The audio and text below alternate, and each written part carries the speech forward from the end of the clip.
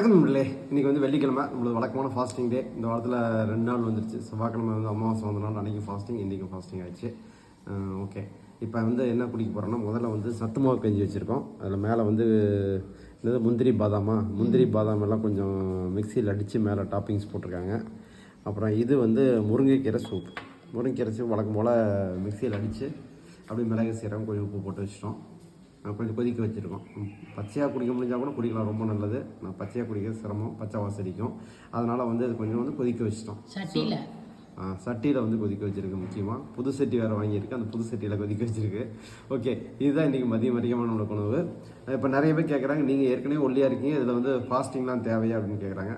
ஃபாஸ்டிங்கோட main purpose வந்து நான் ஏற்கனவே உங்களுக்கு சொல்லியிருக்கேன்.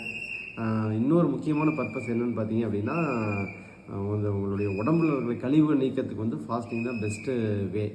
நீங்கள் வந்து விரதம் இருந்தீங்கன்னா மட்டும்தான் உடம்புல இருக்கிற கழிவுகள் வந்து வெளியேறும். அப்போ உடம்புக்கு, வயிற்றுக்கு, மற்ற பகுதிகளுக்கு எல்லாமே ஓய்வு கிடச்சி, அந்த ஓய்வு வந்து என்ன பண்ணும் அப்படின்னா, அதில் இருக்கிற கழிவுகளை வந்து வெளியில் தள்ளுறதுக்கு முயற்சி பண்ணும். ஸோ அதனால் வாரத்துக்கு ஒரு நாளாவது இந்த மாதிரி ஃபாஸ்டிங் இருக்கிறதுக்கு முயற்சி பண்ணுங்கள். ஓகே.